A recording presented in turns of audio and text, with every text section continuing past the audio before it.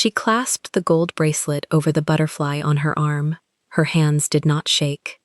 Allison Reed is 22, black, elegant. She lives quiet in a brownstone and answers to no one.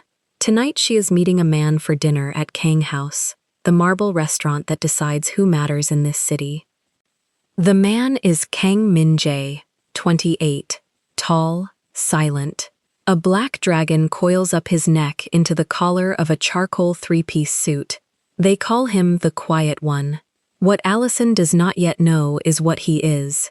She arrives 8 minutes late in a pink ruched dress, bare shoulders, nude heels. Her name is on the reservation, Table 1. The hostess does not check the book. She looks Allison up and down. She lifts a silver pen and points it toward a side door. The staff entrance. Someone like you already knows that. The room hears it. Forks stop moving. Champagne sweats on ice at Table 1, and the man with the dragon on his neck is already watching from across the marble. Allison does not move toward the door. She lifts her chin. She says 4 words. But what happens in the next 60 seconds is going to break this restaurant open. Before starting the story, comment down below where you are watching from and what time it is there. If stories of karma, love, and hidden truths move you, leave a like, be sure to subscribe to the channel, and click join to become a member and help our channel. Allison closed the gold bracelet over the butterfly on her arm and heard the clasp click twice before it held. The first click was wrong. She opened it, lined the hinge, tried again. The second time it caught. She let her wrist fall to her side and looked at herself in the long mirror, leaning against the brownstone wall. The pink dress had taken 3 hours to choose. She had tried on 4 others before this one, all of them folded now on the bed behind her, like discarded versions of the woman she almost went as. The ruched fabric hugged her waist and left her shoulders bare. The straps tied at the back and along her left arm in small knots she had practiced with her mother's help when she was 15. Her mother was not here to help tonight. Her mother had died in April. On the nightstand sat the reservation printout, folded once, and her phone, screen down.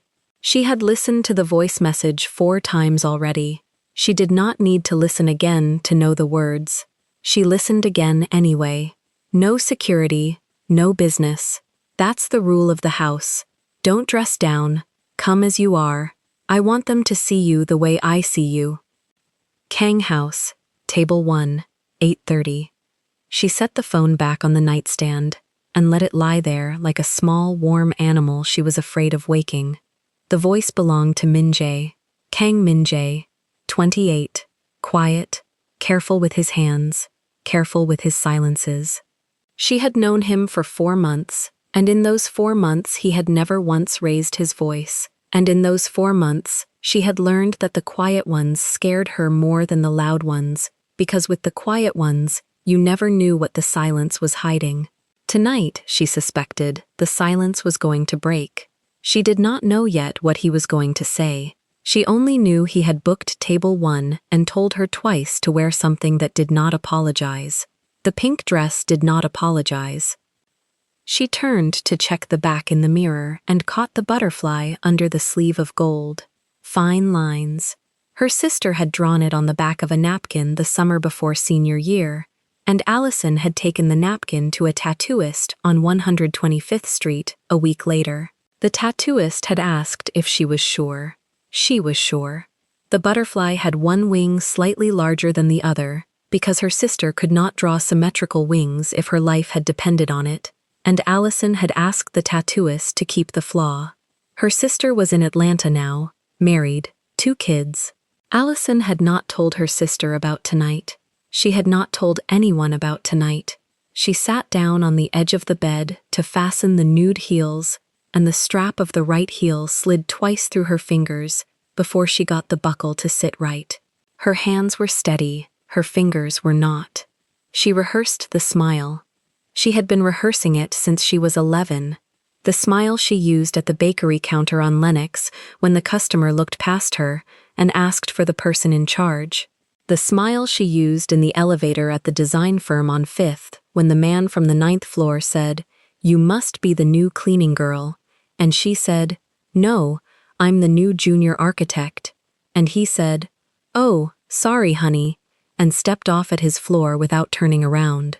The smile at the hospital when the receptionist assumed she was there to pick up her mother instead of to sit at her bedside for 6 weeks. The smile at the funeral when the pastor's wife said, "Your mother was such a hard worker, God bless her," as if that were the only thing a black woman could be. The smile she had made her face memorize, so that the face could carry her through moments the rest of her body could not. She practiced it once in the mirror, then she practiced not needing it. That one was harder.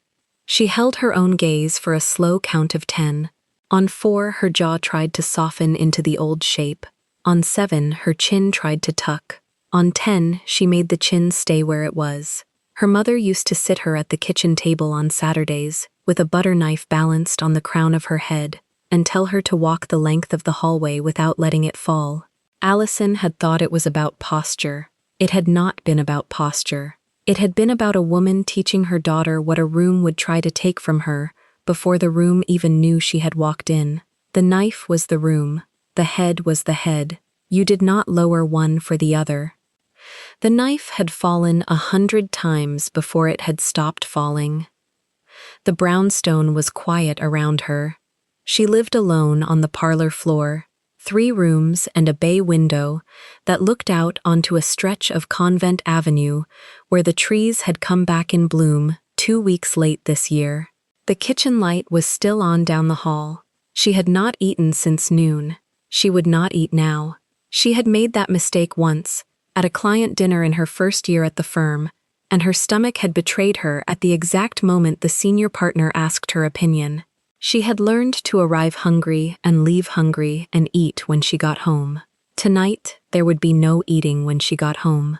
Tonight, she did not know where she would be at midnight. She stood, smoothed the dress at the hip, and walked to the small vanity by the window to check her hair. The waves fell where they were supposed to fall, framed the face the way she had spent 40 minutes making them frame the face.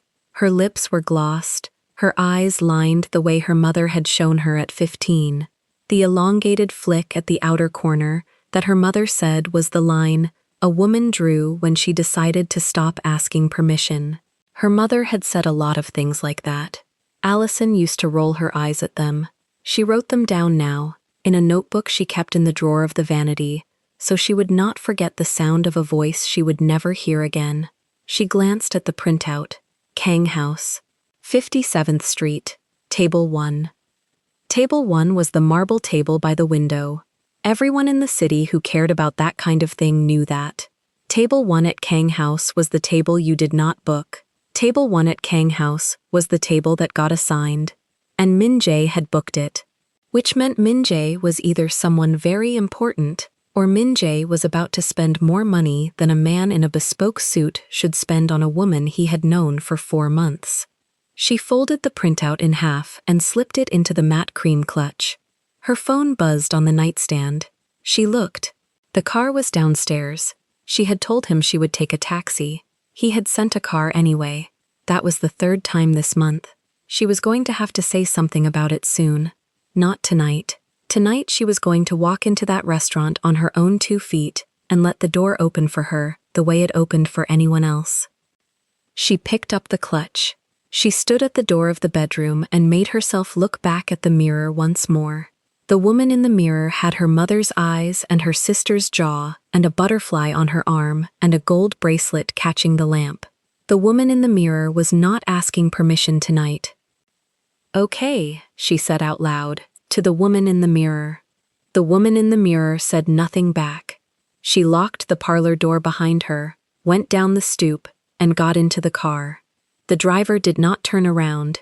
He said good evening. She said good evening. She sat in the middle of the back seat, with her clutch on her lap and her knees together, and watched the trees on Convent slide past the window in the last blue light of the evening. She thought about the first time Min Jae had walked her home. She thought about the way he had stopped at the bottom of the stoop and not asked to come up. had only tilted his head slightly and waited to see if she would offer, and when she had not offered, had smiled the small, quiet smile of a man who had never once in his life needed to be told no because he had learned to hear the word before it was spoken. He had said good night. He had waited at the curb until she was inside with the door locked. She had stood in the hallway with her back to the door, and her heart doing something she did not want to name. She thought about the second time, and the third, and the night at the little bar on 116th, where she had asked him what he did for a living, and he had looked at her for a long time before he said, "I take care of the family business," and she had waited, and he had not filled the silence. She had let him keep it. She had learned by then that pushing him only made the silence louder. Tonight the silence was going to speak. The car crossed onto the West Side Highway, and the river opened up on the right, and she felt the small tightening in her ribs that she got before every job interview, and every hospital visit, and every phone call she did not want to answer. She let the tightening sit. She did not fight it. Her mother had told her once that fear was a passenger. You did not throw the passenger out of the car.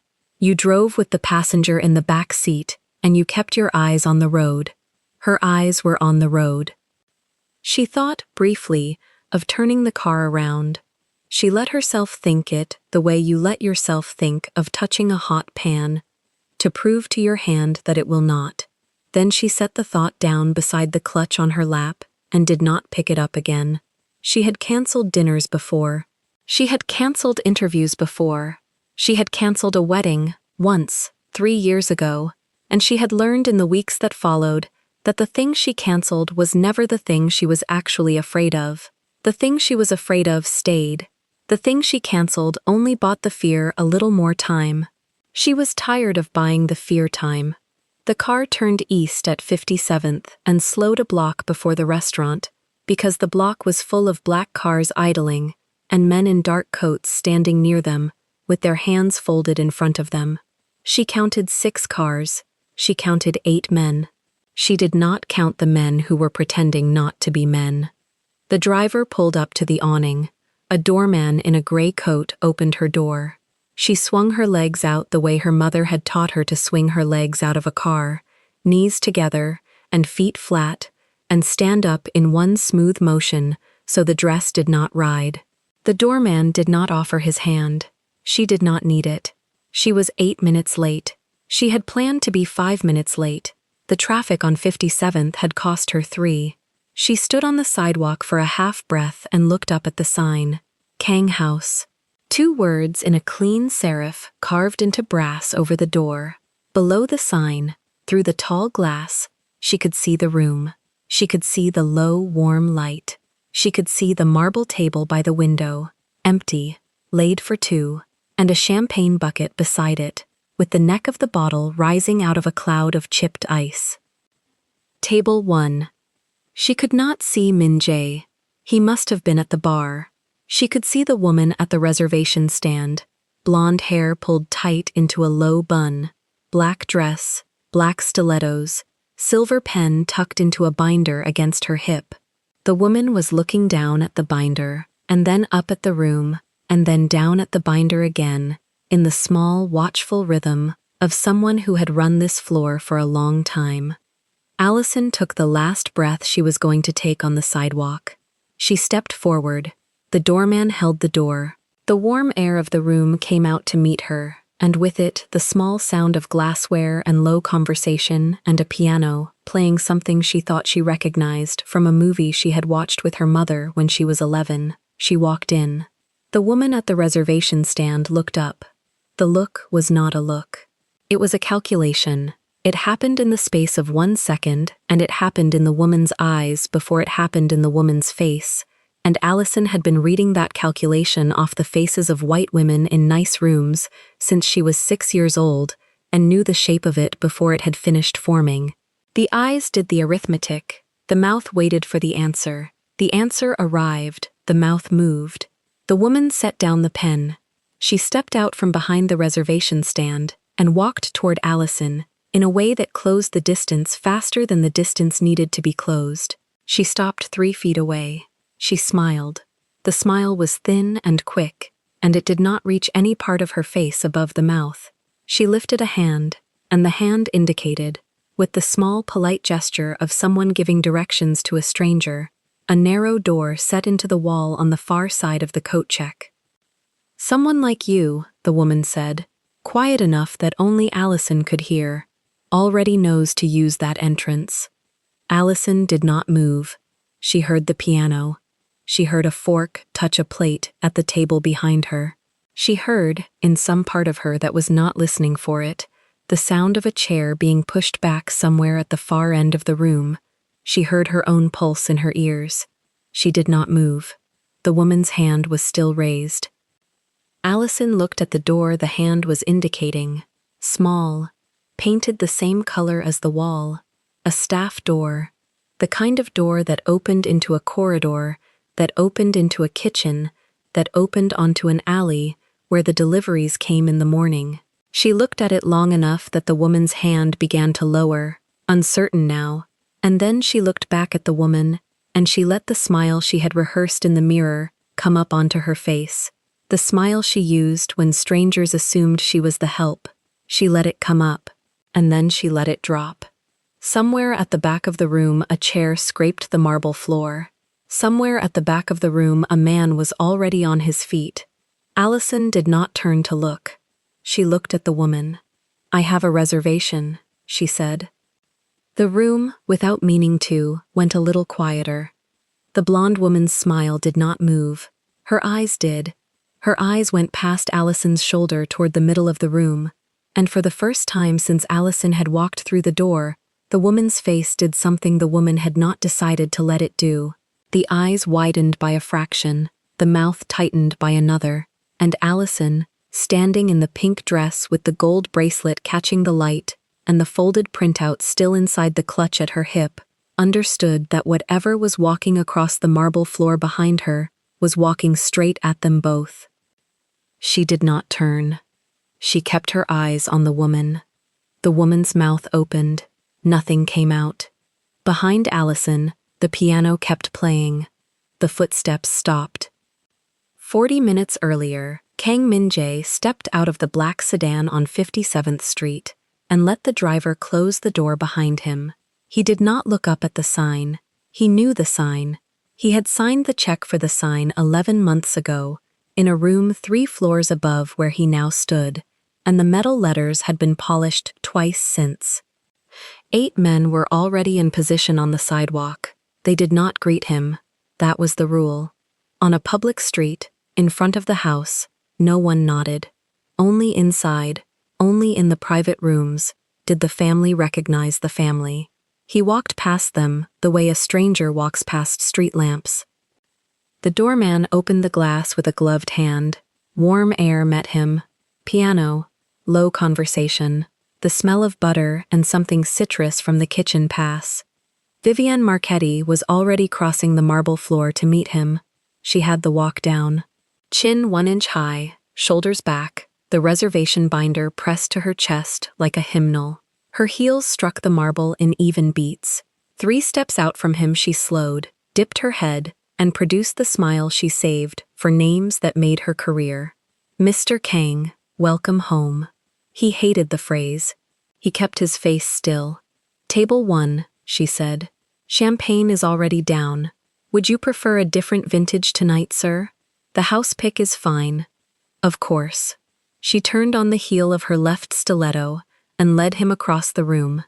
Every table he passed made the small correction diners make when they sense a man they should look at without looking. Napkins straightened. A conversation dropped half a tone. The bald man in the corner banquette lifted his water glass to his mouth and did not drink. Min-jae let it happen. He had spent 4 years learning to walk into rooms this way, and 4 more learning not to enjoy it. Tonight, he needed the room to see him seated first. He needed the seat to have already softened under him by the time she came through the door. That mattered for a reason he had not told anyone, and he was not going to start telling anyone now. Vivian stopped at the marble two-top by the window and drew back the far chair. "Sir." He sat with his back to the room. He never sat with his back to the room. Tonight he did. From this seat he could see the front door and the low brass rail that framed it. That was the seat he wanted. That was the whole point. The champagne stood in the ice bucket to his right, neck angled toward him, a folded white napkin over the cork, 2 flutes on the linen, a single low candle. The reservation card on the plate said the 2 words he had asked for and no more. Reed. Kang. He turned the card face down. Vivian noticed. She always noticed. That was why she still worked here. "Would you like me to remove it, sir?" "Leave it." "Of course." She poured half a finger of water into his goblet from a decanter she had produced from somewhere behind her hip. She was very good. That was the problem. He said, without looking up. "My guest is arriving at 8:30. "Yes, sir. I have her on the sheet." Something in his throat moved before the words did. He kept his voice at the same low register he used to close deals in Korean rooms, then repeated the sentence in English so there could be no misunderstanding later, when it mattered, when this woman would try to invent a version of events that let her keep her job. "When she arrives, you will greet her the way you greeted me." Vivian's smile did not change. Her eyes did. A quarter-second flicker, then gone. "Naturally, sir." The same words, the same tone. "Of course." "You will show her to this table. You will not ask her to wait. You will not ask her for identification. You will not ask her whether she has the correct reservation. Sir, you will call her Miss Reed." "Miss Reed." "Yes, sir." He set the water goblet down. It made no sound on the marble. That was the point of the 2-inch felt pad hidden under the linen. He had approved that pad. He had approved every small thing in this room, and he had done it precisely so no small thing would ever embarrass a guest of his. "Repeat it." Vivian blinked. Once, she was a woman who had never been asked to repeat an instruction inside her own house. "Repeat, sir?" "The greeting. What you will say when she walks through that door." For a moment, she did not speak. Her lips parted. The pearl studs in her ears caught the candle at the wrong angle and threw one small point of light onto the ceiling. Then she recovered, the professional collapsing back into place over the human. "Miss Reed, welcome home. Mr. Kang is expecting you at table 1. "Good." She held the reservation binder tighter to her chest. He watched her thumb whiten against the leather corner. He filed the observation and let it go, because tonight he had bigger things to hold on to than the color of a maitre d's knuckles. "Will that be all, sir?" "That will be all." She turned and left. The heels marked out the same even beats, but he heard, or thought he heard, a single half beat off. That would have been the tell if he had chosen to hear it. He chose not to. He was already trying to think about the woman who was, at that moment, sitting in a car crossing the West Side Highway toward this door, and the 2 sentences he had rehearsed for after the dessert. The truth was going to be delivered over the small plate of pear, honey, and salt. He had thought about that for a week. He had thought about it while shaving, while signing off on the quarterly, while lying in the dark not sleeping. The pear went with the honey. The salt cut both. It was the only dish in this restaurant he had ever asked the chef to build for a single specific reason, and the reason was that he needed a plate on the table between them when he said the words. "I am the head of the family. This house is mine. I have lied to you for 4 months by not saying so." He picked up his water goblet again. He set it down. He noticed his own hand for the first time that evening. It was steady. The steel of his watch was steady. The onyx on his little finger was steady. His breath, when he checked it, was 1 full count slower than the piano, at the far end of the room. Terrified. He was terrified. She would either look at him with the same face she used when the door of her apartment closed behind them, and only he was in the room, or she would stand, retrieve the clutch from beside her plate, thank him for the meal, and walk out of the door he owned, and he would never see her again, in a room he had not paid for. Those were the two futures. He had counted them. He had counted them out loud in the car on the way here, in Korean, so the driver would not understand and would not have to arrange his face. The bald man in the corner banquette signaled for a second bottle. A woman at the foretop by the piano laughed too loud and covered her mouth. Somewhere in the kitchen, a plate scraped against another plate, once, and then the sound was gone. Min-jae reached into the inside pocket of his suit jacket and touched the folded piece of paper that lived there. It had lived there for 6 days. It was the note the family solicitor had sent from Seoul, and it confirmed the last piece of the legal architecture he had been assembling since the winter. The paper would not be shown tonight. It was only there so he could touch it and know the ground was where he had left it. He let the paper go and put his hand back on the marble. Across the room, Vivienne had returned to the host stand. She was not looking at him. She was looking at her tablet. She was scrolling with 2 fingers, the way people scroll when they are searching for a specific line. Then her scrolling stopped. Her jaw set. He watched her for 8 seconds without seeming to watch. He had learned to do that in Busan when he was 19, from a man who was now dead. Watching without seeming to watch was, in his opinion, the most useful skill any adult could learn, and he had taught it to no one, because he did not want a second person in the world to be as tired as he was. Vivienne closed the tablet. She reopened it. She scrolled the same short distance again. Her lips moved once, a soundless word.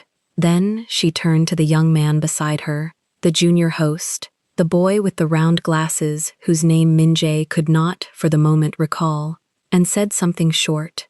The boy looked at the tablet. The boy looked at Vivienne. The boy's shoulders lifted a small fraction and stayed lifted. Min-jae filed that too. He did not know yet what she had seen on the sheet.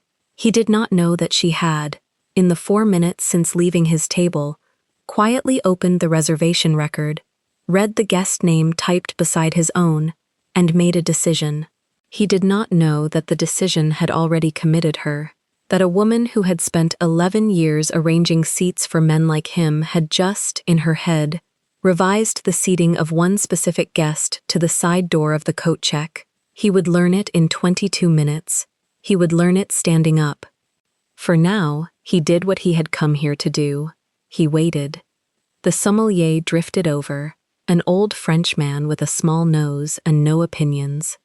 "May I open the bottle, Mr. Kang?" "Not until she is seated." "Of course."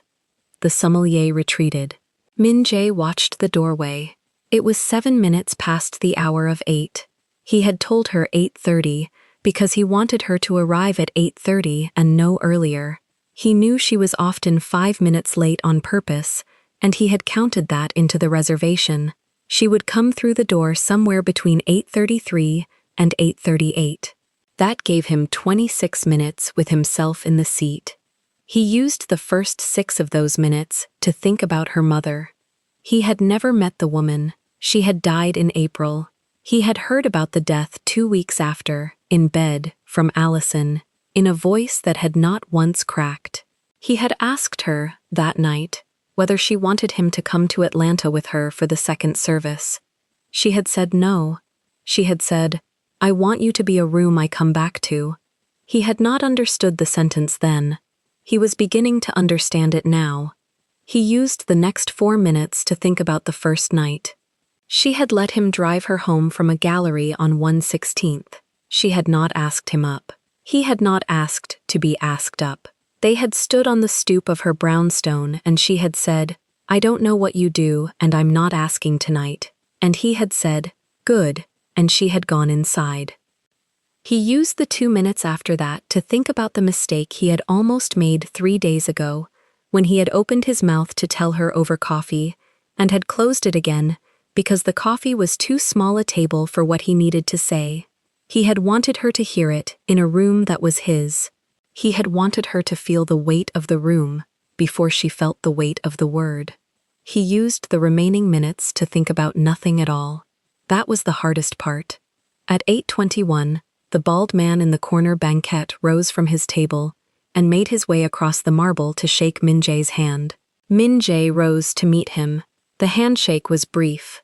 The bald man was someone whose company managed shipping between Incheon and Long Beach, and he had drunk 2 glasses too many, and he wanted very much to be seen shaking the hand of the man everyone in the room suspected owned this floor. "Kang," the bald man said, low, in Korean. "Good to see you out." "Ha," Min Jae answered. "Business or pleasure?" "Pleasure." The bald man's eyebrows moved. He looked at the second flute across the table. He did not ask. "Pleasure," he repeated. "Then I will not linger. My regards." He returned to his banquette. Min Jae sat back down. The exchange had taken 11 seconds. The room had watched every one of those 11 seconds without turning its head. At 8:26, the front door opened and a couple in matching camel coats came in. Not her. His pulse noticed anyway. He rearranged the flute stem by a quarter turn and set his hand flat on the marble. At 8:29, the front door opened and a party of 6 came in. Not her. He watched Vivian greet them, ferry them to the round 8-top by the back wall, distribute menus with the same economical grace she had used for him, and he thought, she is very good at her job. At 8:30, the front door did not open. At 8:32, the front door did not open. At 8:33, a black sedan pulled up to the curb outside, and through the glass he saw a figure in pink step onto the sidewalk, close the door with her hip, and take one long breath before crossing to the entrance. He could not see her face from here. He did not need to. He set both hands on the marble. The door opened. She came in. He was, as he had known he would be, unprepared for it. The way she had angled her chin was the way her mother had, apparently, angled her mother's chin, and he had never met her mother, so the recognition was theoretical, but the theory sat in his chest like a stone. Her hand tightened once on the small pale clutch and released. Her heel made the softest possible sound on the marble. She scanned the room without appearing to scan it. She had learned that from someone. Him, possibly. Herself, more likely. She did not see him yet. He was seated with his back to the room by design. She was looking for the host stand, and the host stand was where Vivian had risen from her chair, tablet abandoned, mouth already moving. He saw Vivian take 3 steps out from behind the stand, toward Allison.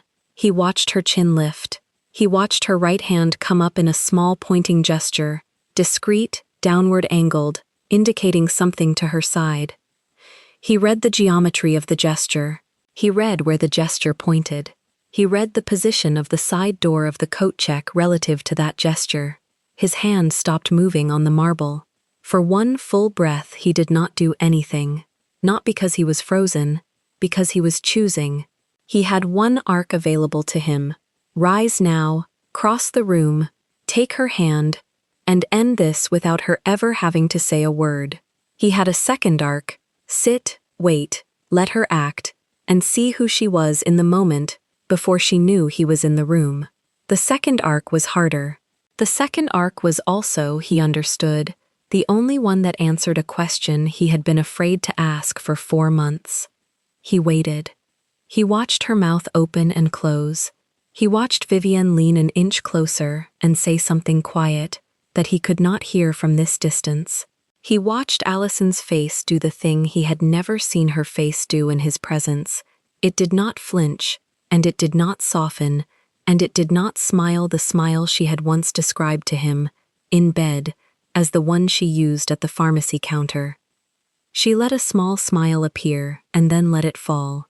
On purpose. He saw the purpose. He rose. The chair moved back a quarter inch on the marble, silent under the felt pad he had approved. His hand pushed against the table for the small leverage a man his height needed to stand cleanly from a low seat. He felt the piano, briefly, in his sternum. He heard the foretop by the wall drop half a tone, then a full tone, then to something that was not quite silence. He began to walk. He did not walk fast. He walked at exactly the pace he walked when he crossed his own study to answer his own phone. 10 paces to her. He counted them. His shoes made almost no sound on the stone. At 3 paces out, she said, clearly, into Vivian's face, "I have a reservation." The room stilled another degree. At 2 paces out, he was near enough to smell the perfume she wore on nights she was nervous. The one she thought he had not noticed she saved for him. He noticed everything. He had always noticed everything. That was the disease of his job. At 1 pace out, he stopped behind her right shoulder. He did not touch her.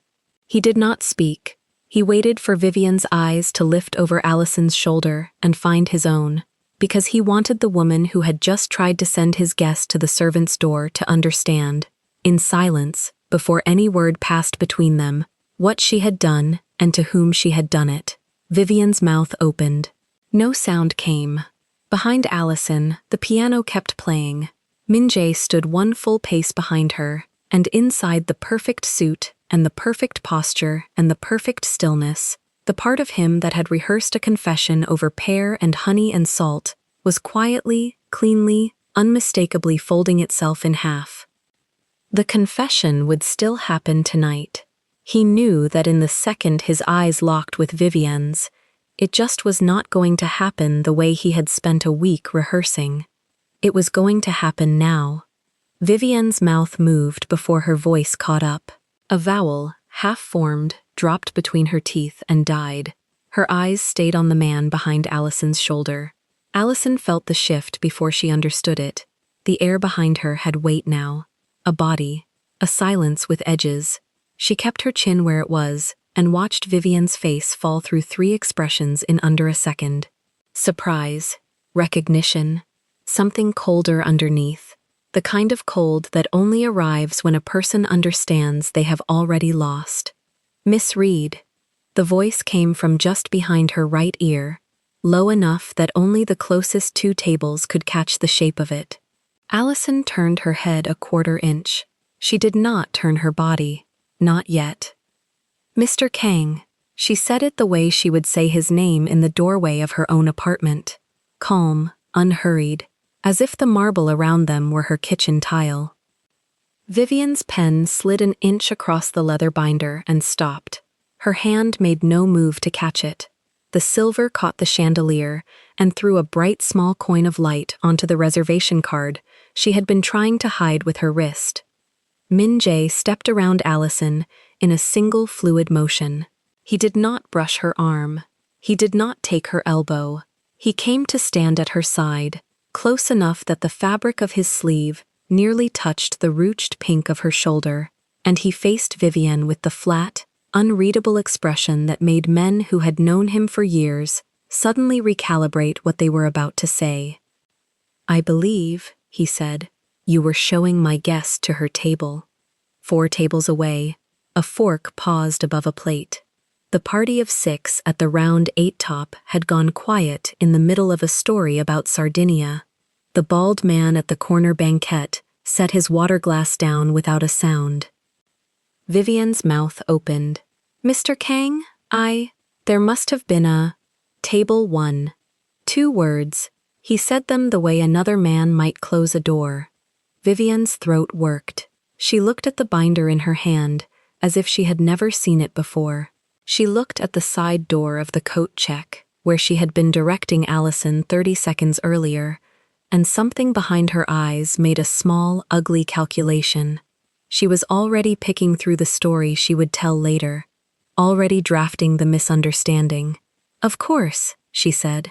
"This way, please." She turned. Her heel caught, half a beat, on the seam of the marble, and she corrected it. Before the room could register the stumble, Allison saw it. Min-jae saw it. The bald man at the banquette saw it, and looked down at his bread plate. Allison did not step forward. She let Vivian take 3 steps toward table 1 alone, so that anyone watching would see the shape of it clearly, The maître had turned her back on a guest she had been trying to send to the servants' entrance, and the guest was still standing where she had been left. Then Min-jae offered his arm. He did not speak. He raised his left arm from his side, elbow angled toward her, palm loose, the black wool of his sleeve steady as a shelf. It was the gesture of a man escorting his mother into a church. It was the gesture of a man escorting his wife into a room full of enemies. It was, most importantly, a gesture the room could not misread. Allison slid her hand through the crook of his elbow. She felt the tension in his forearm and then, a second later, the small, deliberate relaxing of it under her fingers. They walked. 10 paces. She counted them the way she had counted paces in high school hallways when she needed a rhythm to keep her breath even. 1, 2, past the banquette. 3, 4, past the round 8 top, where a woman in champagne silk turned her whole head to follow them and did not care that she was seen doing it. 5, 6, past the pillar of pale onyx that split the sightline of the room. 7. A cellist she had not noticed before lifted her bow and set it back down without playing. 8, 9. Past the sommelier, who inclined his head a fraction of a degree, the same small bow he had given Min-jae 40 minutes ago. 10. Table 1, marble edge, pale linen, 2 settings, close, angled so that the diners would face each other rather than the room. The champagne slept in its bucket of shaved ice. The reservation card lay face down where Min-jae had turned it earlier. Allison did not know he had turned it. She only saw a small folded rectangle of cream stock and thought, briefly, that it looked like a name tag someone had forgotten to wear. Min-jae released her arm. He moved behind her chair and drew it out. Not the perfunctory pull a waiter gives. An inch, 2 inches, enough for a woman to sit. He drew it fully back, angled it, held it steady with both hands on the top rail so that all she had to do was step in and lower herself. She did. He pushed the chair in with the small, controlled motion of a man who had done this exactly this way for someone before. She did not ask herself for whom. She would ask later. Right now she had a room to survive. He sat opposite her. He unfolded his napkin. He did not look at Vivian, who had stopped 4 feet from the table and was now waiting with the leather binder pressed against her ribs, unsure whether to approach or retreat. "Champagne," he said, without lifting his eyes to her, "for the lady, then leave the bottle and go." Vivian moved. The sommelier was already there, appearing at the table side the way sommeliers do in rooms like this. Without seeming to have walked, the cork left the bottle with a small, polite sigh. He poured for Allison first, a thin, honey-colored ribbon that broke into fine beads against the crystal. He poured for Min-jae. He set the bottle in the ice. He inclined his head and withdrew. Vivian remained. She was 2 steps back now, the binder still against her ribs, and her lips had gone the color of the underside of her wrist. She was waiting for a cue. She was waiting for permission to leave, or the instruction that would send her deeper into the pit she had dug in the last 90 seconds. Min-jae took a slow sip. He set the glass down. He looked at Allison. "Are you cold?" His voice had changed. The registry had dropped. This was the voice she knew from the stoop of the brownstone on the 116th, from the kitchen at 2 in the morning when he stood at her counter slicing pears with a knife he had brought from his own drawer. This was the private voice. He was using it in front of 84 people on purpose. "No," she said. "You're sure?" "I'm sure." He nodded once. Then, without turning his head, without raising his voice, he spoke a single sentence into the air between them, and the sentence was for Vivian, and Vivian knew it. "You may go." Vivian went. Her heels struck the marble in perfect quarter time until she reached the host stand, where she set the binder down with the care of a woman placing a child in a crib. She did not look up. She placed both hands on the edge of the stand and stood there, breathing through her nose. Behind her, Elias Park had not moved for a full minute. He was 23. He had worked at Kang House for 4 months. He had earned the job because his aunt had sold Vivienne a co-op in Fort Greene at a price Vivienne could brag about at Christmas, and because Elias had scored perfectly on the wine list Vivienne had made him memorize before his interview. He wore the plain black jacket of a junior host. His earpiece was coiled to the collar. His round wire frames slid down his nose in the small heat of the front-of-house lamp, and he pushed them up with a knuckle. He had watched everything. He had watched Vivienne lift her pen toward the side door.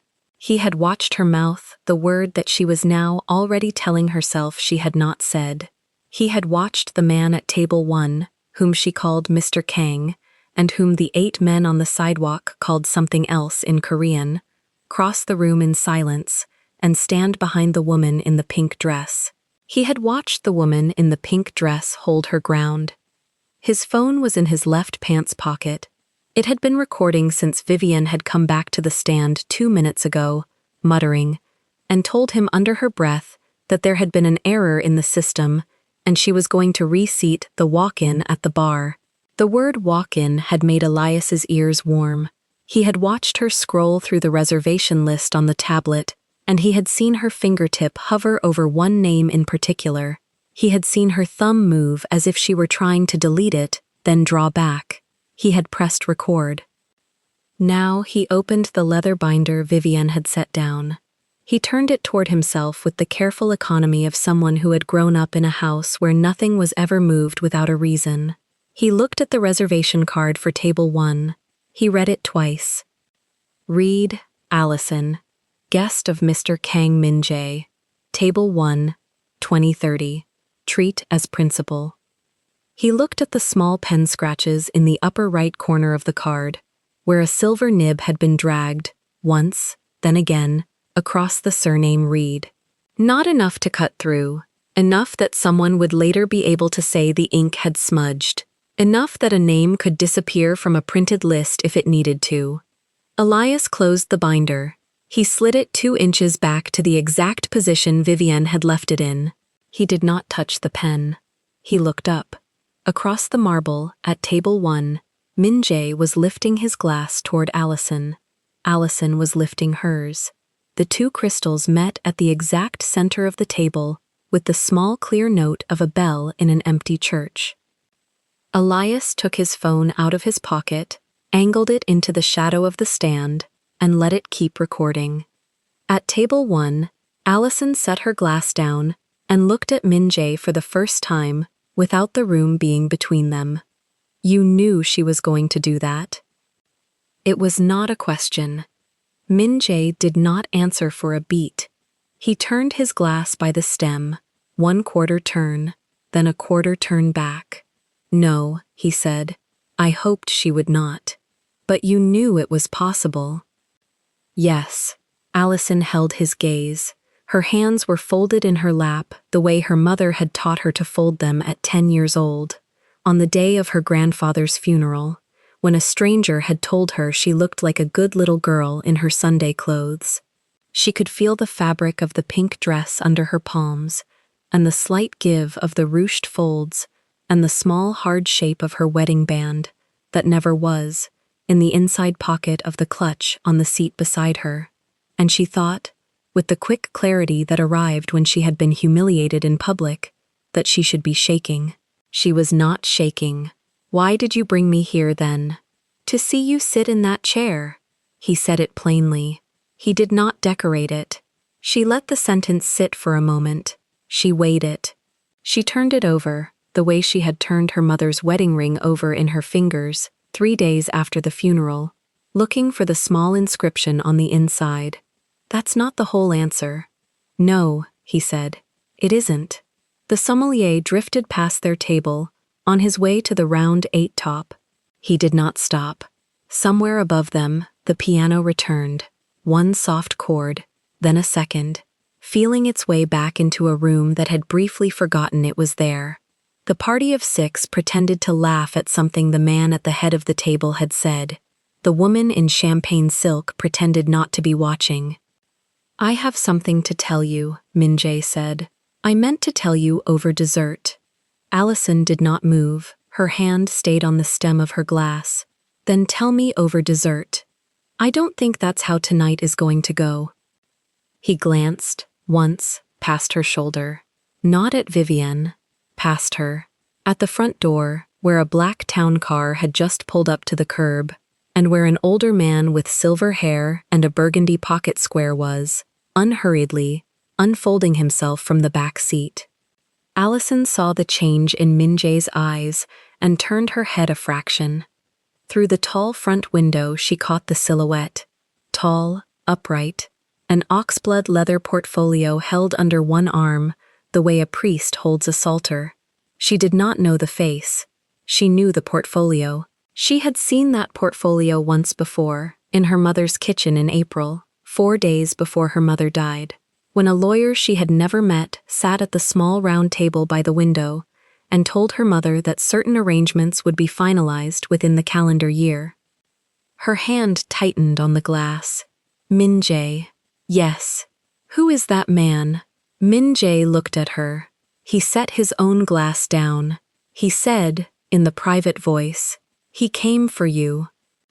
Across the room, Vivienne lifted her head from where she had been staring down at the host stand. She saw the silver-haired man at the door. Her hand went to the small gold name pin over her chest, without her thinking about it, and adjusted it a quarter turn. The doorman held the door. Theodore Ashford stepped into the light of the chandelier, and every angle in the room subtly reoriented itself around him, the way a compass finds north whether or not the person carrying it wants to go that way. He did not look at Vivienne.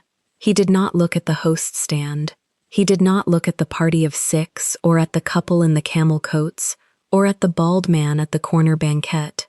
His eyes crossed the marble and found the pink dress at table 1 and stayed there, only there.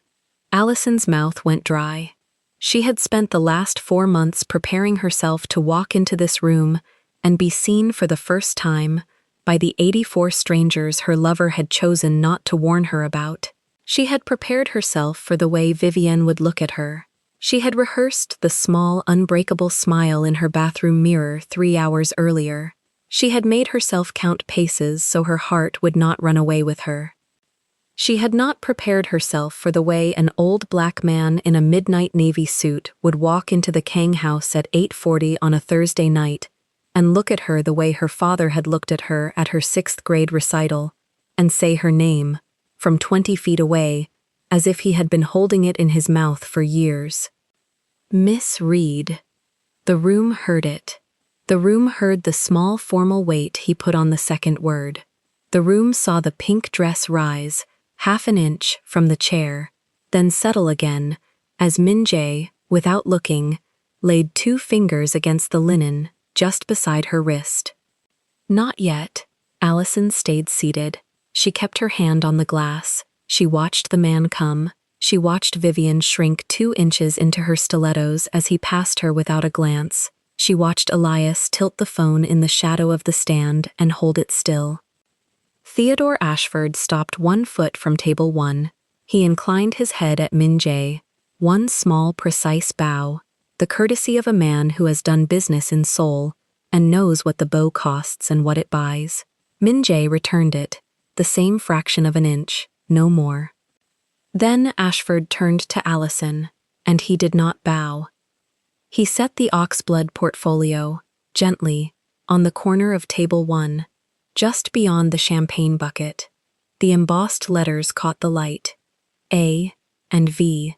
Below them, in smaller script, the words she had seen once before, on the cover of a folder her mother had slid into a drawer and closed with the small, deliberate click that had told a 10-year-old Allison never to ask. "Forgive the timing," Ashford said. His voice was soft.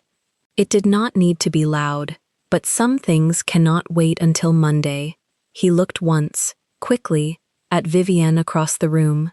His face did not change, but something in the set of his shoulders shifted, and Allison, watching him, understood without being told that this man had already been briefed. Someone had told him, before he stepped out of the town car, what had happened in this room 5 minutes ago. He looked back at Allison. "Your mother," he said, "left instructions." The piano finished the phrase it had begun. The cellist did not lift her bow again. The room held its breath the way a room does when it senses, without knowing why, that the ordinary evening has just tilted onto its side, and something is about to slide off the table. Allison set the glass down. She placed both hands flat on the linen. She looked at Theodore Ashford. She looked at Min-jae.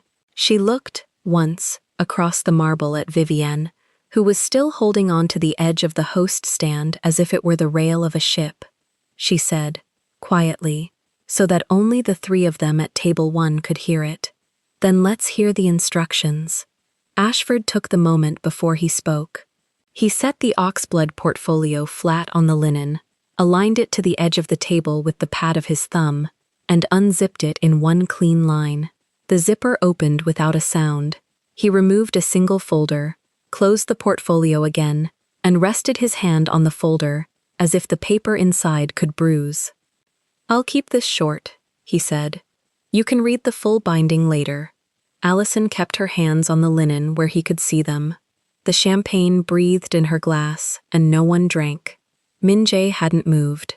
His 2 fingers stayed at the edge of her wrist, not touching, marking a line she was welcome to cross whenever she chose to. He watched Ashford's mouth, not his eyes. "Your mother spent the last 18 months of her life buying a floor," Ashford said. "Then she bought the floor above it. Then she bought the building next to that one.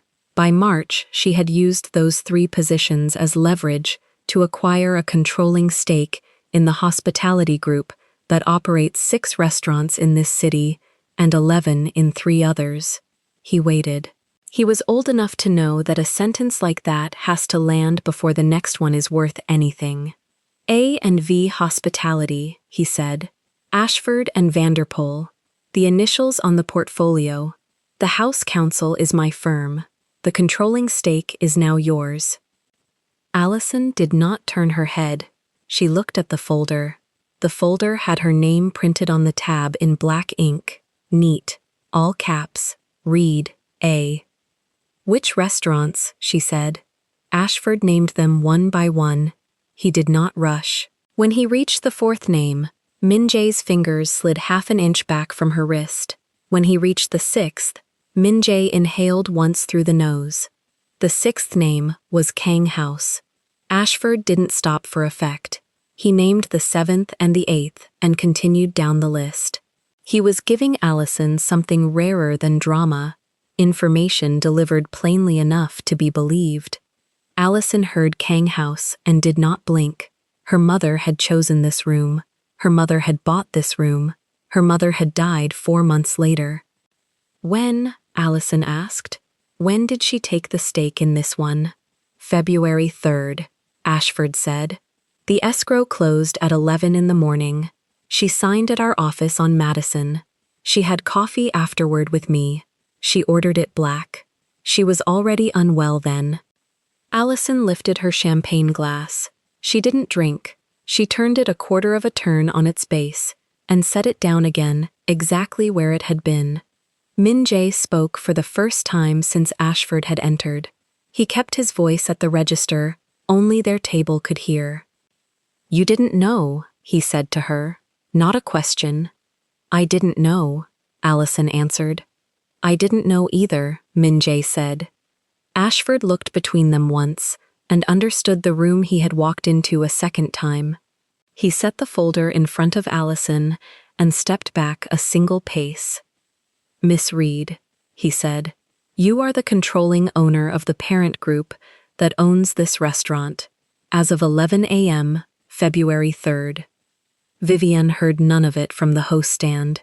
She saw the folder move across the linen, and she saw the older black man in a navy suit not bow to her guest. She saw Allison lift the glass and set it back down without drinking. She read the choreography and understood that something had shifted in a way she could not yet name. She turned her face a degree toward Elias. Elias did not look back. Elias was watching the folder in his phone screen, held flat against the reservation binder, framed cleanly, sound climbing over the piano and reaching the microphone. He tilted the phone a hair to catch the line where Ashford's hand had come to rest. At table 1, Allison put her palm on the folder. She didn't open it. "Teddy," she said. Ashford waited. "Sit down," she said. Ashford drew the chair between them, adjusted the crease of his trousers, and sat. He kept his portfolio on his knees. "Was she planning to tell me?" Allison asked. "On your 23rd birthday," Ashford said. "That was the date the instrument named. She wrote it herself. October. Allison's 23rd birthday was in 3 weeks." She looked at the champagne. She looked at Minjae. She looked past Minjae to the room, and only then did she register the shape of the room again. The 84 strangers pretending to eat. The cello note held 1 beat too long.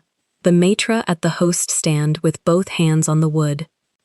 Minjae saw her look and understood what she was doing. She was mapping. She was matching what she had just been told against every surface she could see, every chair, every plate, every uniform. "Kang House," she said quietly. "How much of it?" "All of it," Ashford said, "wholly held under the parent." "And the parent." 51%, Reed Trust, under your name from the 3rd of February. Voting rights passed to you personally on your birthday. Until then, I hold them as fiduciary. If you want them tonight, that transfer is 1 signature. Allison looked at Minjae. Minjae had not moved his face, but the muscle at his jaw had softened, and his hand had come to rest flat on the linen, palm down, the onyx signet catching the pendant light. "You knew about A and V," she said to him. It was almost a question. "I knew the parent group changed hands in February," Minjae said. "I knew the buyer was new. I was told the name last week, Reed. I didn't know Reed was you. You didn't ask." "I was going to ask over dessert." Allison almost laughed. It came out as a single short breath through her nose and stopped there. "Over the pear," she said. Minjae inclined his head 1 degree. Ashford watched them and said nothing. He had spent 40 years watching families discover themselves at tables, and he knew when a lawyer's usefulness ended for a minute. Allison opened the folder. She read the first line. She read the second. She turned 3 pages. Her mother's signature was on the 4th. She recognized the loop of the R and the way her mother crossed the second E of Reed with a small upward flick. A habit from a checkbook Allison had watched her sign 100 times at the kitchen table on Convent Avenue. She closed the folder. "Teddy," she said, "how much of what happened tonight was on your desk before you walked in?" "I was called at 7:40, Ashford said, by a member of Mr. Kang's staff. The message was that a guest of Mr. Kang was being redirected to the service entrance. My car was 3 blocks away. I made a phone call from the car." "To whom?" "To the General Counsel of A and V." She confirmed that as of February 3rd, the restaurant's employment policies fall under a code we drafted in April. She also confirmed the code has not been posted or enforced by house management since then. Allison's eyes moved to the host stand without turning her head. Vivian's hands were still on the wood. Vivian felt the look and did not know it had been a look at all. Who was supposed to enforce it? Allison said. The floor manager, a Mr. Halloran. "Where is Mr. Halloran tonight?" "He is not in the building." Minjae's mouth tightened at the name Halloran. He had heard the name before, twice, in months where 2 women who worked front of house had quit inside the same week. He had asked Vivian about it, and Vivian had said staffing. He had let it pass because he had told himself the house ran itself, and because he had wanted, on nights like this one, to be a man at a table, and not a man who owned a table. He looked at Allison and understood that both of those choices had been wrong in the same direction. "Allison," he said, very quiet, "I have something to tell you." "I know," she said. "You know what?" I know some of it, she said. Tell me the rest. Min-jae took a breath. He had rehearsed the sentence in a hallway 3 floors above this room. He had rehearsed it in a kitchen in Seoul in the winter. He had rehearsed it on the West Side Highway in the back of a sedan the night after the coffee shop that had been too small a table. Tonight it came out smaller than he had ever practiced it. I am the head of the Kang family, he said. This restaurant is mine. Or it was until February 3rd. I only found out this week that I was working for someone new. Allison held his eyes. She did not look away. Say the other part, she said. Min-jae hesitated. The part about why I wasn't allowed to see the guest list, she said. The part about who signs your paychecks now. I sign them, Min-jae said. Until Ashford tells me I don't. Ashford said, without looking up. I will not tell you that. You continue in your role. Under whose authority? Min-jae said. Hers, Ashford said. Min-jae looked at Allison. Allison put her hand flat next to his hand on the linen. She did not touch him. The 2 hands were parallel, with an inch of white between them. So, this is the part where the story turns, she said. Yes, Min-jae said. Good, she said. She looked at the folder. She looked at the champagne. She looked once more at the door Vivian had pointed to when she arrived, the discreet slab in the paneling by the coat check, the door for staff and deliveries, and people someone had decided to put through it. It was still there. It had a small brass push plate at hand height. There was a slight scuff on the plate. Allison exhaled through her nose. The exhale was slow. It emptied more than it should have. Teddy, she said. I need 3 things right now, before I read a word of this folder. Ashford opened a small silver pen from his inside pocket and turned to a fresh page in his own binder. He did not write yet. 1, Allison said. I want the tablet at the host stand, the one Miss Marchetti used tonight. Chain of custody, Ashford said. Done. I'll have someone at the stand in 3 minutes. 2, she said.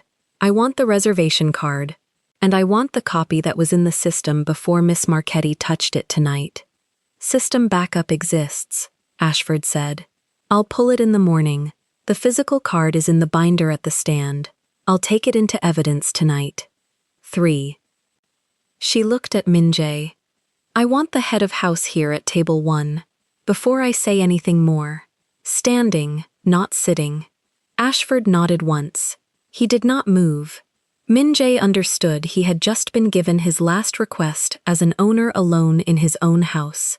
He also understood he had been asked for something else at the same time, something not written in the folder. He was being asked whether he would carry an order from her before he had even heard what the order was. He set his hand on the linen an inch closer to hers. Vivienne, he said, not loud, but shaped so it carried across the marble, the way his voice had been trained to carry when he wanted a room to feel it. The maitre raised her head at the host stand. Her lips parted. She stepped out from behind the wood, as if the wood had let go of her. She crossed half the room and stopped at the edge of table 1 without being invited. She did not look at Allison first. She looked at Min-jae, and the look was old, the look of 11 years. The look of someone who had learned the rhythm of a boss and now had to unlearn it inside a single evening. She waited for his cue. Look at Miss Reed, Min-jae said. Vivian looked at Allison. Allison did not stand. She kept her hands where they were, folder closed under her right palm, champagne untouched at her right elbow. She let 2 seconds pass. Miss Marchetti, she said, do you know who I am? Vivian's throat moved. Miss Reed, she said. I'm sorry, there was a confusion. I did not know. Do you know who I am? Allison said. Vivian stopped. She understood the sentence was not asking for an apology yet. It was asking for a name. You are Mr. Kang's guest, Vivian said carefully. That is a fact from 7 minutes ago, Allison said. Try again. Vivian's mouth opened, and this time no sound came at all. Min-jae watched her stand there and understood, distantly, that he was watching a woman who had worked for him for 11 years lose the ability to speak in the room she had run for that long. He did not feel sorry. He noted the fact and set it aside. Ashford stepped forward 1/2 pace, folder in hand, and spoke into the small quiet. "Miss Marchetti," he said, "Miss Reed is the majority owner of the group that owns this restaurant. Since February, since before you touched the reservation card tonight." Vivian's face did the thing faces do when a floor has just been removed from under them and the body has to decide, in one breath, whether to fall or to hold. Her right hand went to the pen at her uniform. She closed her fingers around it. The pen was a small object in her fist, and she held it as if it were the last piece of the room that still knew her name. At the host stand, Elias had let the phone tilt 1/2 inch further. The frame now caught Vivian's face, Ashford's shoulder, and Allison's calm right hand, on top of the folder that carried her mother's signature. Somewhere in the middle of the room, a party of 6 had stopped pretending to eat. A woman in a champagne dress had turned her chair. A man in a gray sport coat had put down his fork. The bald man from the corner banquette folded his napkin twice and set it on his plate. Allison did not raise her voice. She did not lean forward. She did not do anything with her body that a camera would have called a gesture. "You told me to enter through the servant's door," she said, "because you judged my skin." Vivian's fingers tightened on the pen. "You did that in front of 84 people, Allison said. Now those 84 people are going to see the rest of the evening. So am I. So is Mr. Kang. So is Mr. Kang. So is Mr. Kang. And so is the young man at your host stand who has been recording for the last 9 minutes. Vivian turned her head, without meaning to, toward the host stand. Elias did not lower the phone. He held her eye through the camera and did not blink.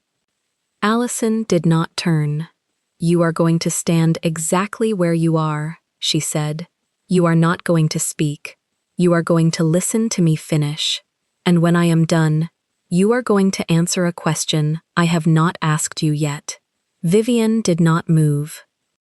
The room, which had been faking a dinner service, stopped faking. 2 servers at the pass halted with plates in their hands. The cellist did not lift the bow.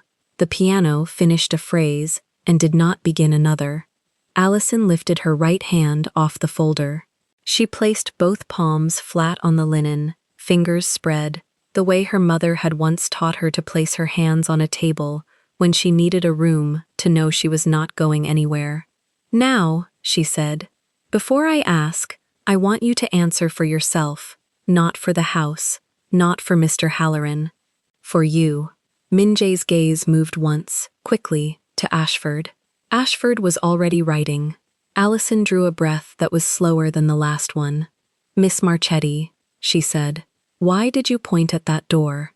Vivian's mouth opened and closed once. The silver pen twitched inside her fist. 84 people watched her from the corners of their eyes and pretended to watch their plates. "Miss Reed," she began. "No." Allison kept her palms flat on the linen.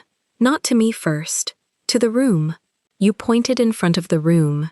You answer in front of the room." Ashford tilted his head 1/2 inch. He wrote 1 line and closed the binder. Vivian turned her body toward the sala.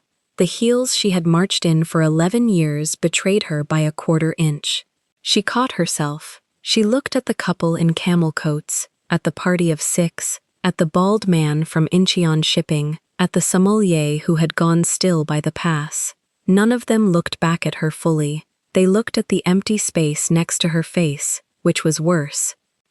"I pointed at that door," she said, "because I saw you come through the main door, and I decided you did not belong at the main door." The party of 6 inhaled together, one small sound like a page turning. "Say the reason," Allison said. Vivian's jaw worked. "Miss Reed, say the reason." Min-jae had not moved. His right hand rested 1 inch from Allison's on the linen onyx signet, catching the low light. His eyes were on Vivian, and they held her the way a hand holds a wrist that is trying to pull away. "I judged your skin," Vivian said. She said it flat, the way a person reads a receipt. The couple in camel coats looked down at their plates and stayed there. The woman in the champagne dress put her fork down carefully so it made no sound. The bald man from Inchin Shipping folded his napkin a third time. "Louder," Allison said. "I judged your skin." Vivian's voice cracked at the edge. "I saw you, and I made a calculation. And the calculation was that a black woman in that dress in this room, at this table, meant one of two things, and neither of them was guessed." What were the two things? Vivian's throat worked. Escort or lost. Somewhere in the party of 6, a fork touched a plate, and the sound was enormous. Elias's phone kept its small red dot alive against the leather binder. He had not blinked in a while. He kept the frame tight on Vivian's face, the ribbon of Ashford's shoulder in the corner, Allison's right hand at the edge.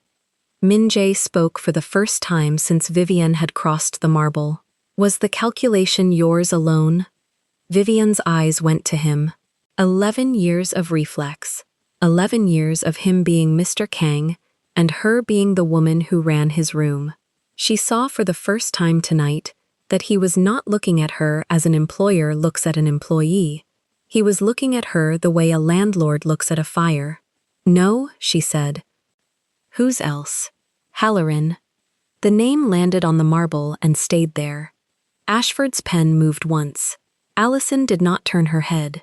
Min-jae's second hand came up onto the linen slowly. "Say more," Allison said. Vivian began to speak in the wrong direction and then corrected herself and faced the sala again.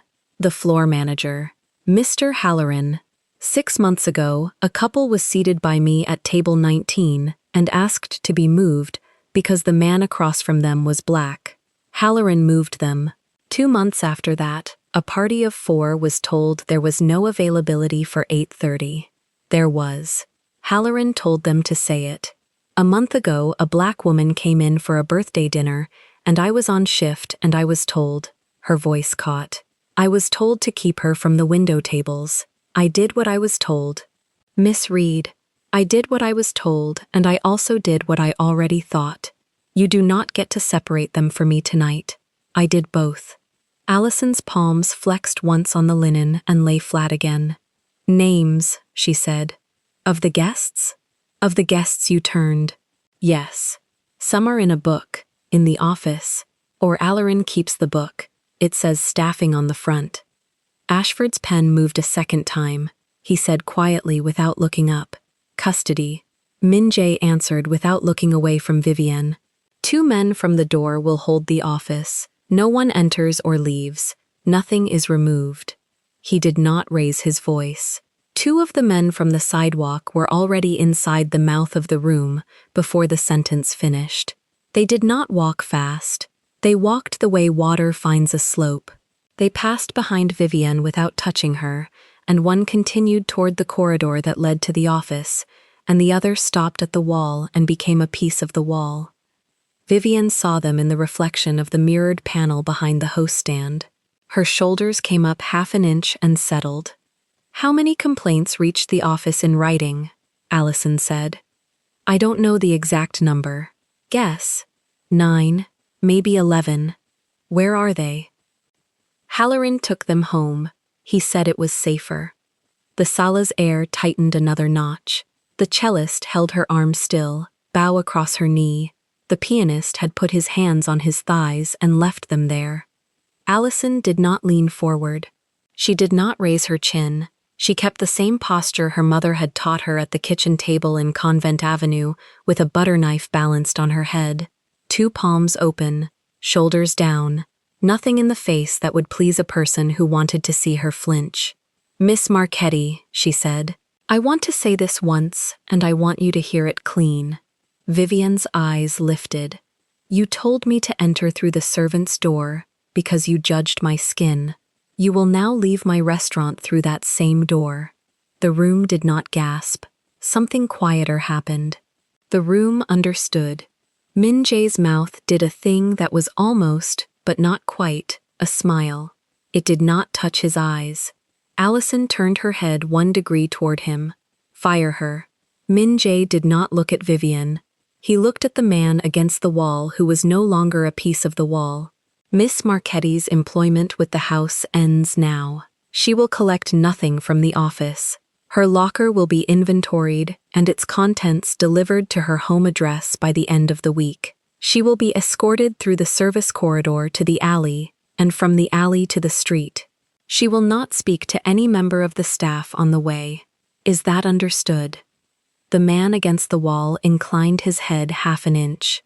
Vivian opened her mouth and no sound came out. Min Jae finally looked at her. You did not speak in front of the room by choice. Do not try to speak in private now. She closed her mouth. She reached, out of habit, to smooth the pin over her chest and stopped her hand halfway.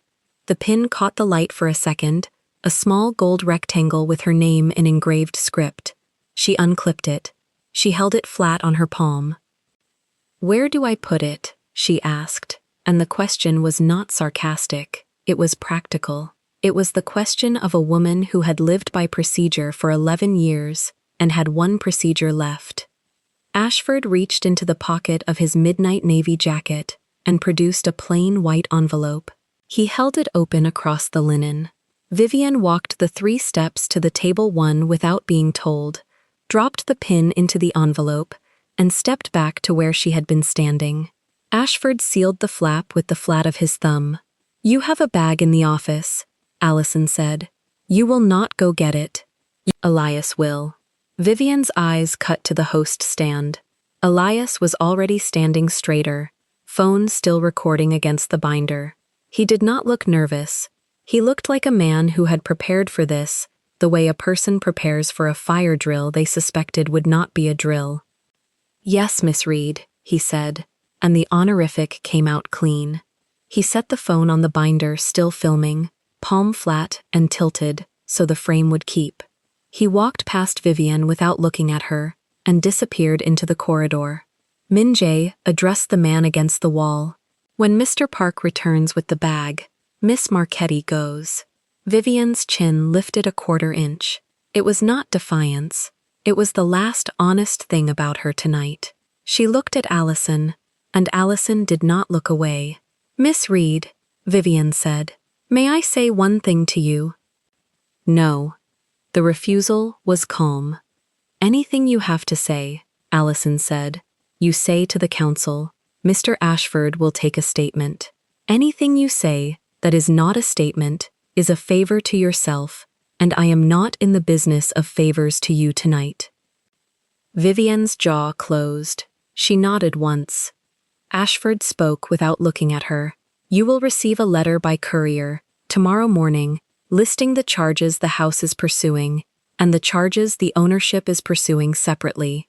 You will have 24 hours to secure counsel. You will not contact any current employee of any A and V property during that window or after. You will not contact Mr. Halloran. At the name, Vivian's face did a thing so small only the 2 men against the wall saw it. You already contacted him, Allison said. It was not a question. He called me, Vivian said, at 8:41, from a number I do not have saved. He told me to keep my mouth shut. He told me the house would take care of me. When you say the house, Min Jae said, you mean me. Vivian swallowed. That is who he means when he says the house. Yes. You believed him. I have believed him for 6 years. Ashford wrote a longer line this time. His pen scratched once, twice, and stopped. Elias came back through the corridor with a small charcoal handbag and a cream trench folded over his forearm. He walked to the space 6 feet behind Vivian and stopped, holding them out at arm's length, like objects that had never been his. Turn, Min Jae said. Vivian turned. She took the handbag by the strap. She let Elias drape the trench over her free arm. She did not put it on. The 2 men from the door moved into position, 1 at each of Vivian's shoulders. They did not take her arms. They stood a hand's width away, and the geometry of them was enough. "Where is the service door?" Allison said, to the sala, to no one, to everyone. Vivian's face lost the last of its color. She had spent 11 years pointing at that door.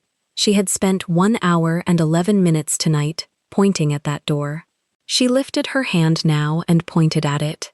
The gesture was clean. The wrist was steady. She pointed at the small brass-handled door beside the coat check where she had told Allison to enter, and the sala watched her point. "Walk," Min-jae said. She walked. The two men walked with her. The heels made their sound across the marble, and there was no other sound in the sala for 8 full steps. She passed the coat check. She passed the small, unmarked door with the brass handle. One of the men opened it. He held it. She went through. The other man followed. The door swung on its silent hinge and clicked shut with the same small click Allison had heard from her mother's kitchen drawer at 10 years old, and the click landed in the middle of Allison's chest and stayed there.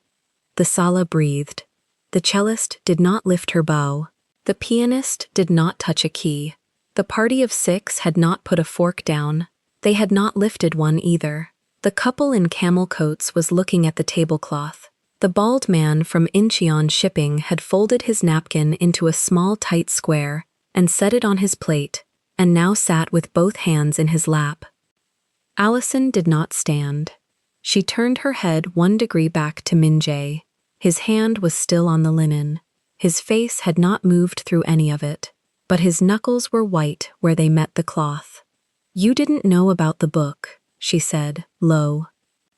"I did not. You didn't know about the 11 complaints?" "I did not. You knew about the 2 women who quit in 1 week." His jaw worked. "I knew a name. I did not know a number. I did not know a pattern. I chose not to know." "Why?" "Because I wanted a table with you, not an office with you." Allison let that sit on the linen a moment. Ashford, quietly, without looking up from the binder. "The office is being sealed as we speak. Nothing leaves. I have counsel arriving within the hour to begin custody of documents. Mr. Halloran will be reached at his home. He will be told to remain there. If he does not remain there, a car will be sent. He will not enter this building again." Allison did not answer. She was looking at the door with the brass handle. Min-jae saw her looking. He said, "It stays." She looked at him. "The door," he said. "It is a service door. Real staff use it. Deliveries use it. Ice for the bar comes through it.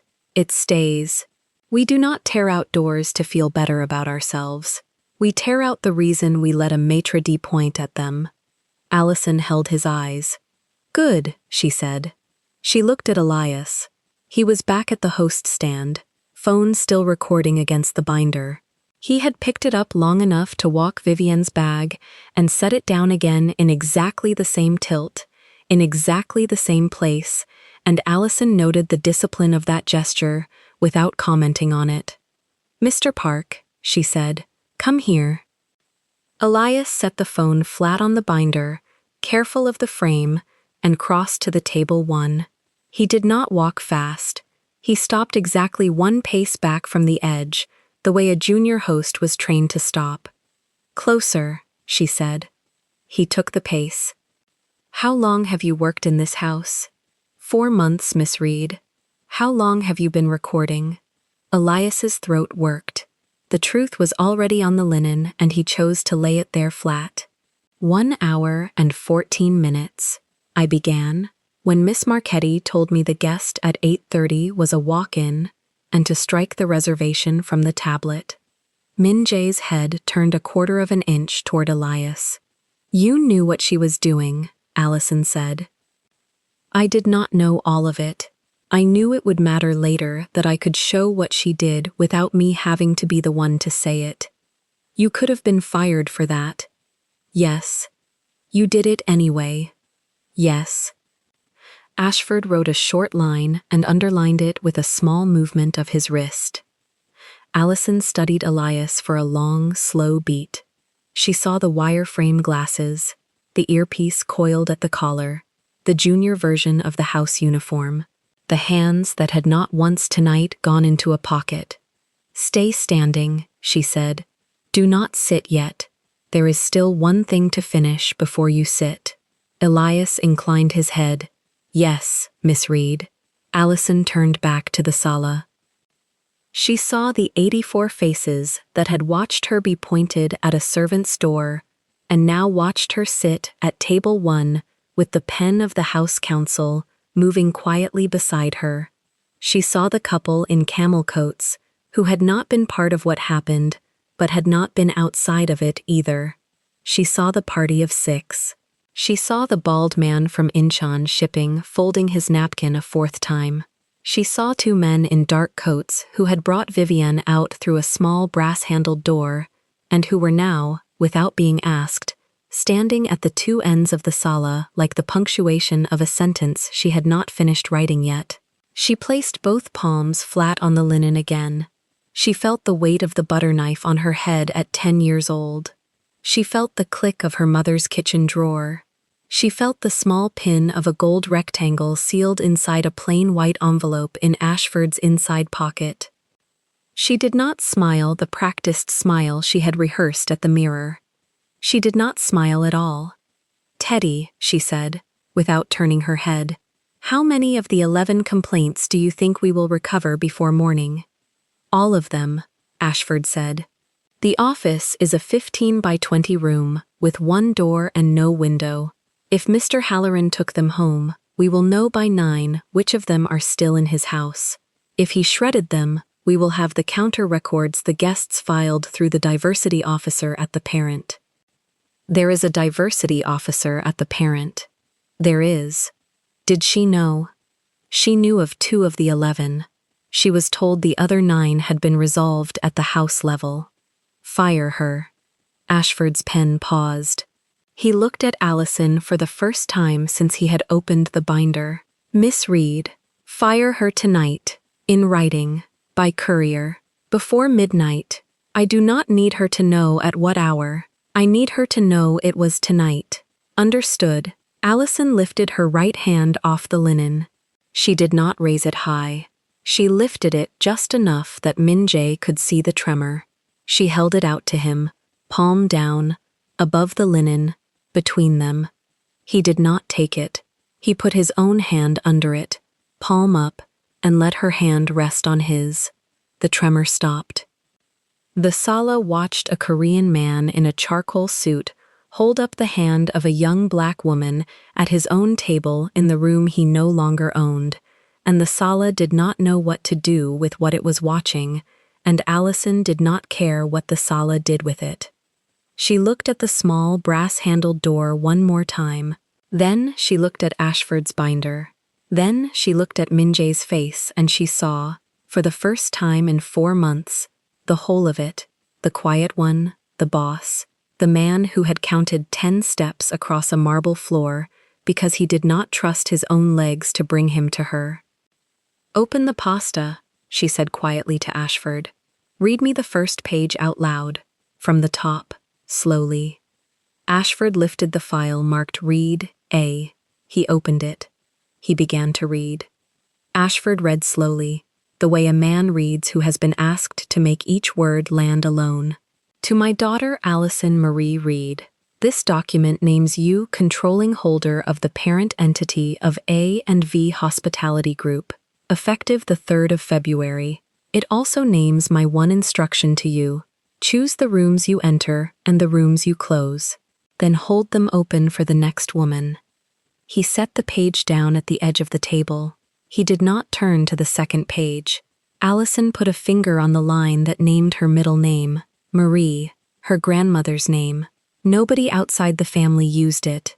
The page had it in typed courier, first draft, the way her mother had always drafted first and never softened later.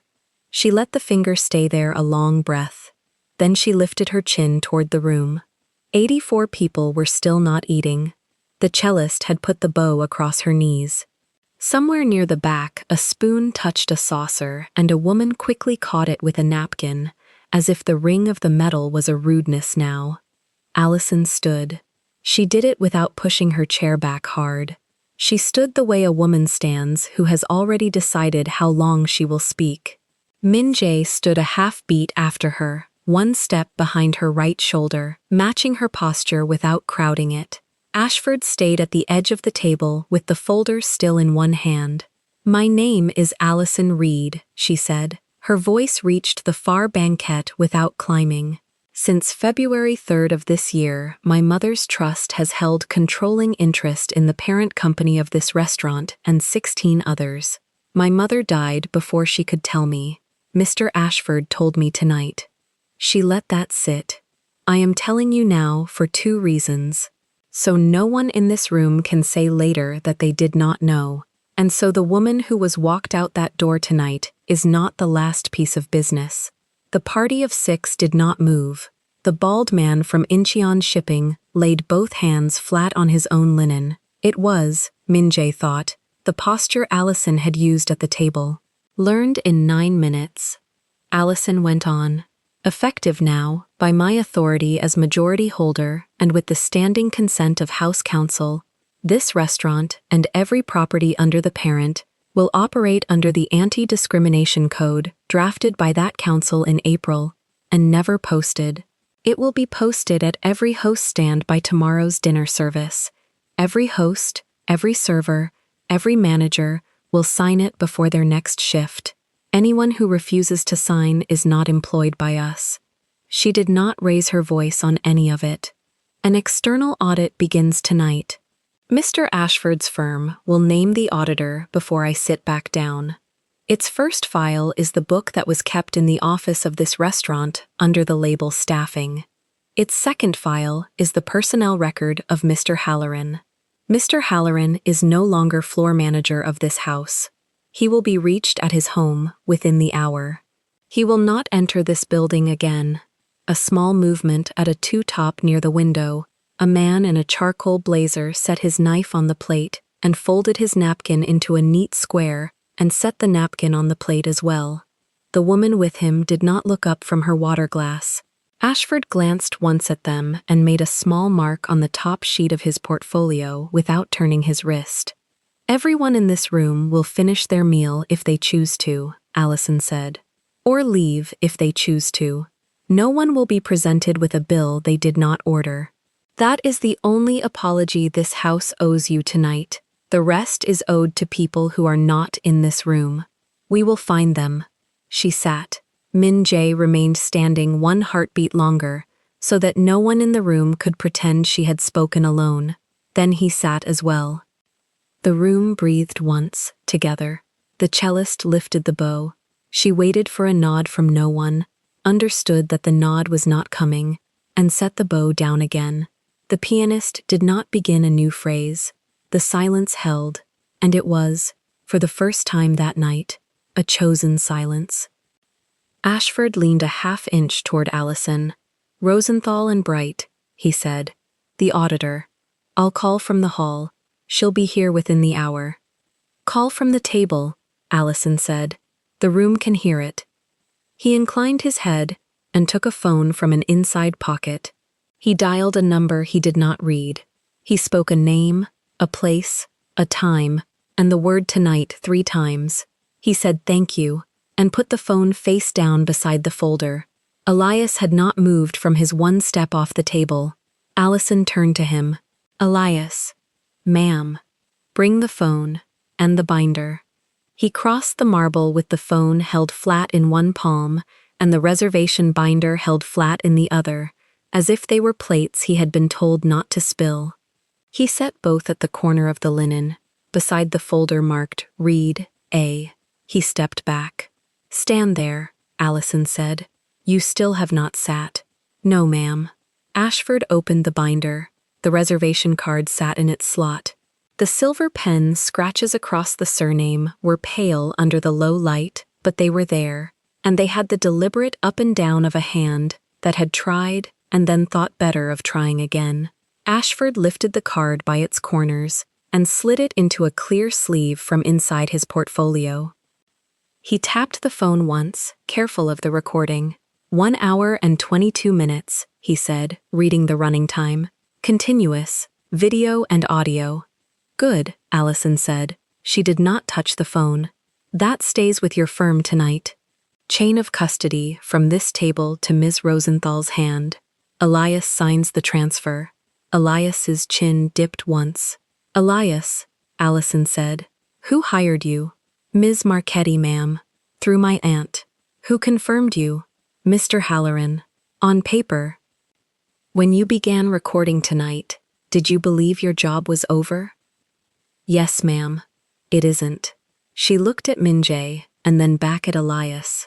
You are, from this moment, assistant floor manager of this house, provisionally, for 90 days, under a manager we will name tomorrow. Your salary doubles tonight. Your first task, beginning in the morning, is to reach every person in that book, in that order, personally. Mr. Ashford's firm will support you. You will not go alone to any meeting. Elias's shoulders did not straighten so much as unlock. The earpiece at his collar caught the light once as he swallowed. Yes, ma'am. Sit down, Elias. Not at this table, at table 11. Eat something. You have not eaten since your shift started. I'll wait until. Sit down. He walked to table 11, which was empty, and he sat, and he put both hands flat on the linen in a way he had not done before tonight and had, evidently, watched. A server appeared at his elbow within 7 seconds and did not ask, only set down water, bread, butter, and a small dish that had not been on the menu. It was, Minjae saw, the pear. Pear, honey, salt, plated for one. His jaw moved once. He had ordered that dish months ago for a confession. The kitchen, having heard nothing else, had plated it anyway. Someone in the past had decided who deserved it. He did not correct them. Allison saw the plate too. She did not remark on it. She turned back to Ashford. Halloran. Ashford lifted the phone again. He dialed a different number. He said one sentence. Confirm the car is at Halloran's door. He listened. He said, keep it there. He does not move until counsel arrives. If he attempts to move, follow. He put the phone down again. Minjae spoke, low, to the man against the wall who had not moved for 19 minutes. 2 more to the address. Quiet. No knock unless he opens the door himself. The man dipped his head and left through the service door. The brass handle did not clatter. Ashford turned the top page of his portfolio. The diversity officer, he said. Notice of termination has been drafted. Courier is standing at Miss Rosenthal's office. Delivery before midnight. Cause. Material misrepresentation and dereliction. Signature block waits for you. He set a single page in front of Allison. He handed her a pen from his inside pocket. Silver, but not the same silver as Vivienne's. Thicker, older, the barrel worn smooth at the grip. Allison read the page. She signed. She did not linger. She slid the page back. Send it, she said. Ashford lifted his phone a 3rd time. He said, send. He put the phone down for the last time and left it face down. Allison looked at Minjae. He had been waiting for her to look at him. He reached into his inside pocket and withdrew a small folded square of paper. He did not unfold it. He placed it in the center of the linen between them, closer to her hand than to his. From Seoul, he said. 6 days ago, it confirms the legal architecture I built this winter, so that if you ever asked me what I did, I could hand you an answer instead of a story. I was going to give it to you over the dessert. I don't know if you want it now. Allison looked at the square. She did not pick it up. Not tonight, she said. Tomorrow, over coffee. Not the small table. No, he said. A bigger one. He left the paper where it lay. The room was, by now, moving again in a careful new way. The pianist had begun something quieter than the piece he had been playing before. The cellist had joined him at a half volume that was, Minjae realized, the sound the room made when it agreed to be corrected. 3 tables had asked, without a wave and without eye contact, for their checks. The servers had brought them. No check bore a bill. Each said, at the bottom, in the same silver pen hand that had drawn the lines across Reed, one word, comped. Below it, in a different hand, Elias's, Min-jae understood, the word replaced, and a new number, 0. The three parties rose. They gathered their coats. They did not look at the table one. Two of them looked at the service door as they passed, then away. The third, a woman in a champagne dress, paused at the coat check and turned her face toward Allison for a half-second. Her mouth opened. Nothing came out. She left through the front door, which the doorman held. Allison watched them go without watching them. It was, Min-jae thought, the same way her mother had watched a room in a photograph he had once been shown on Allison's phone, the eyes doing the work while the face did none of it. The dinner arrived, at last, in courses that had been held. They did not speak of Vivienne again at the table. They spoke of the pair, when it came a second time, plated for two. They spoke of the brownstone on Convent Avenue and the bay window that faced west. They spoke of the sister in Atlanta and the two nephews, and whether the older one was still afraid of thunder. Min-jae asked about the butterfly on her arm and whether the sister had used a good pen. Allison said the sister had used a very bad pen, and that one wing had come out larger than the other on purpose, and that the artist on 125th had honored the mistake. Min-jae said he had noticed the mistake the first night. He said he had wanted to ask that night and had not asked, and that he was glad he had waited to ask now. Ashford ate quietly at his own small table by the window, refusing, with a small gesture, to be moved elsewhere. Twice he looked up and made a note. Once he smiled, briefly, at nothing anyone could see. Ms. Rosenthal arrived at 9:41. She was a short woman in flats. She spoke to Ashford at the door for 2 minutes. She took the phone in its clear sleeve, and the reservation card in its clear sleeve, and the pear-stained corner of Elias's napkin, which he had signed across, and she left. She did not enter the dining room. At 10:12, a car came for Allison. Min-jae stood. He walked her out through the front door, not the service door, and stopped on the top step of the entrance.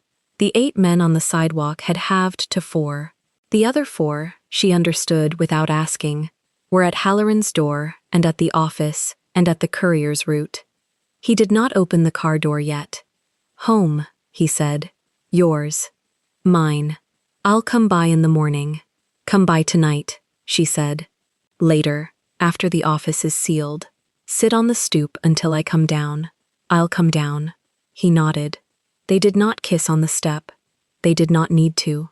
He handed her into the car and closed the door and stepped back and watched the car turn the corner before he turned back toward the house. At 11:40, at the brownstone on Convent Avenue, Allison opened the door in bare feet and a robe over the pink dress that she had not yet taken off, because taking it off had felt like ending something she wanted to end slowly. Min-jae was on the stoop. He had brought nothing. He did not stand. She sat beside him on the step. The street was empty. A cab passed at the far corner and did not stop. The stone was cold through the robe. "You pulled out my chair," she said, "before you knew who I was." He turned his head enough to look at her. "You refused my revenge," he said, "before you knew you had your own power." She let a small breath out through her nose. It was almost a laugh, and it was not one. "My mother said something to me once, about you, before she met you. Before she knew there was a you." "What did she say?" "She said, I want you to be a room I come back to." Allison looked at the sidewalk. "I thought she was talking about me, about who I was supposed to become." She was. I know that now.